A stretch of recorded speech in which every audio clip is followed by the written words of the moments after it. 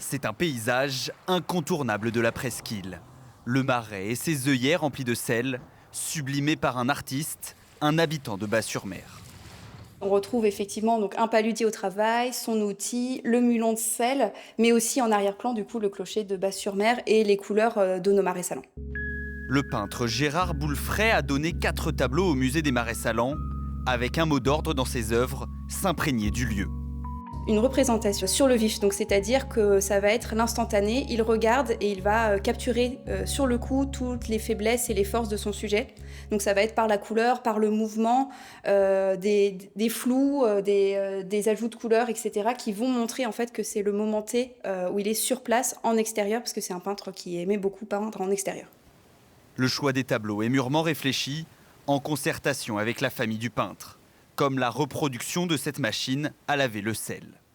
La famille est volontaire en fait dans la proposition, et ensuite par contre la sélection en fonction des collections du musée a été faite conjointement pour pouvoir statuer sur quels objets seraient plus pertinents.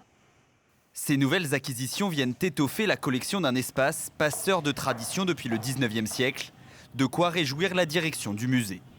Une approche multiple, une approche esthétique, technique, patrimoniale. Et donc avoir des œuvres picturales comme celle de Gérard Boulefray, c'est aussi un moyen d'apporter un regard différent et complémentaire avec ce qu'on possède déjà.